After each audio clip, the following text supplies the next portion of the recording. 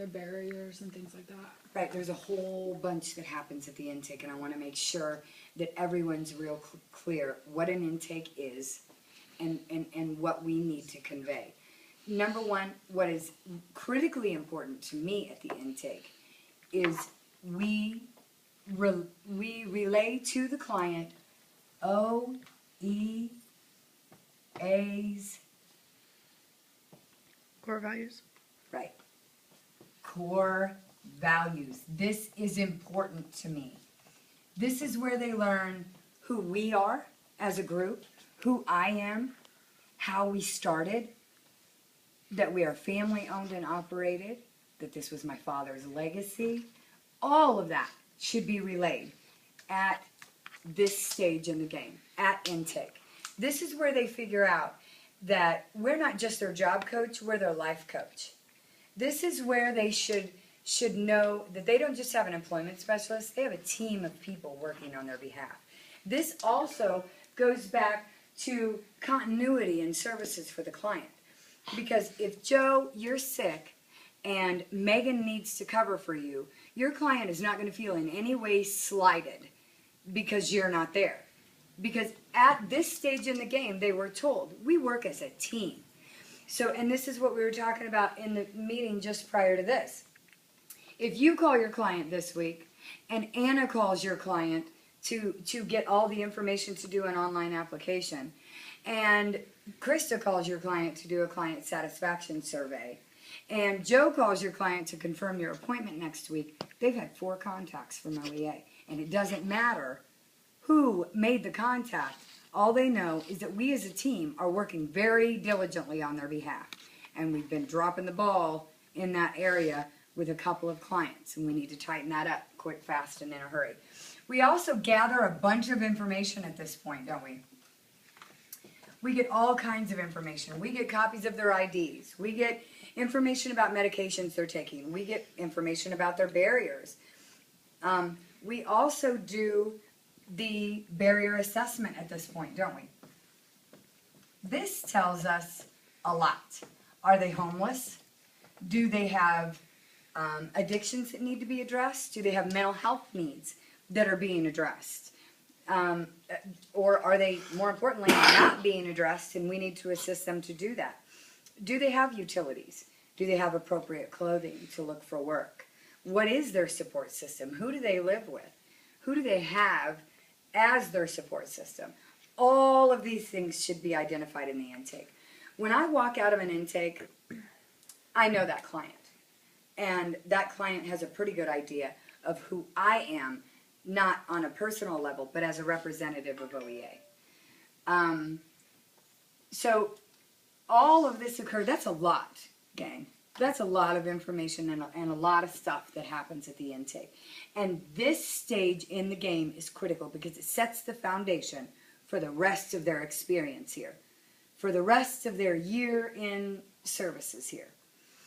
The very next, okay, I'm an employment specialist. I've done the intake. I have all this information. I come back to the office. Now what do? Anybody? Resume. You start the resume, the monthly. Yes. You start the monthly because this is part of what? This is part of this stage right here. Establishing a good infrastructure, right? And policies and procedures that we can all follow so that the right hand knows what the left is doing. So you start the monthly. What else? Master file. You create your working file. And then turn in your file for the master to be created, right? And all their information should be in the team caseload. That happens before this. In the process, that's a management process because I get the referral, I give it to Krista, she puts it on the master caseload, it's then turned back into me to be assigned to an employment specialist. The master caseload, but I'm saying when we get it, I thought we put it on the team caseload. Oh, yes. You're absolutely right. We're supposed to do that? Yep. Oh, Since right now at this meeting when we're solidifying our process. So, so when you come back, you enter that client's information onto the team caseload. Everyone has access to this. Okay? I got a lot of work to do then. Reach out to your team. Yep. Anna will help. Miss Aileen will help. So you start the monthly, you create the working file, you create the master. Now for an employment specialist, all that requires is turning it in to Anna. And on the working file, if they have medications, we should have a copy of that in the working file, according to Carf. With you mean via the medication log? Yes. Yes. That's Right. not always being well, done. and that so- should be completed at intake. It's completed, but in the it's not working being copied file. into the working file. She's Right. The working file does not typically have a Oh, med okay, log. I got it. So that's something you guys need to remember about how to create a working file, which is a whole nother class.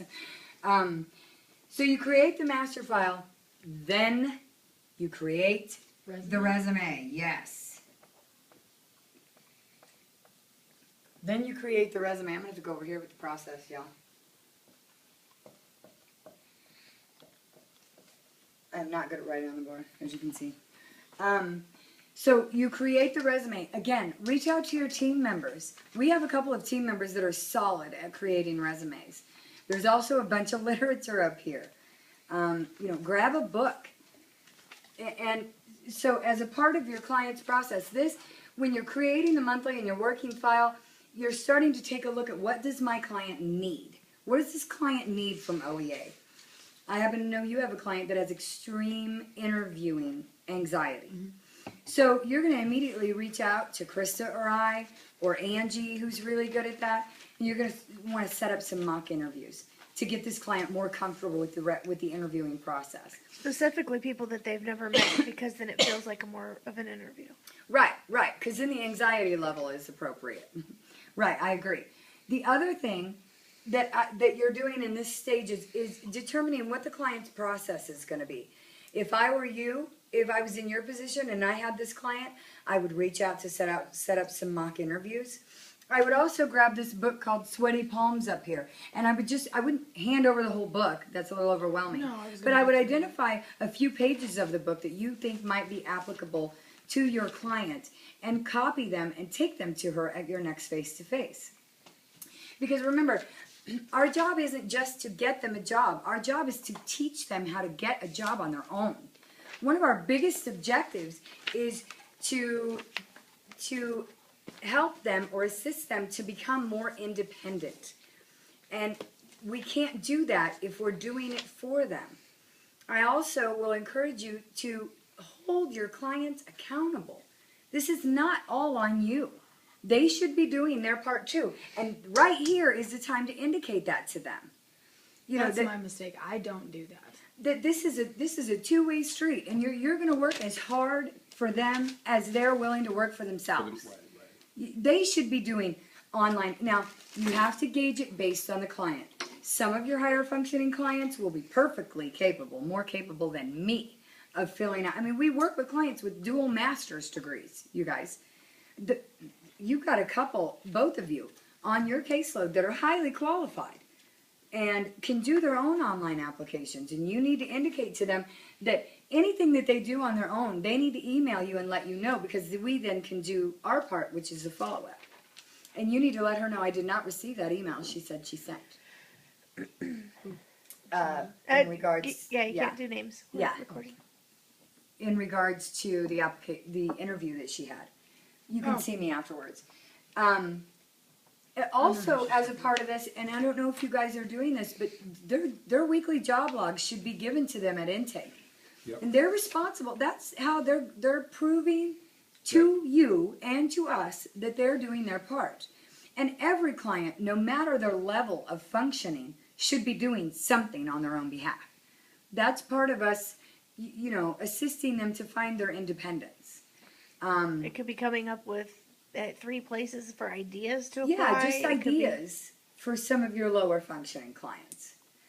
But we need to be a lot more diligent about this part when you come back and you're deciding what you're going to do on behalf of your individual clients as a part of their OEA process.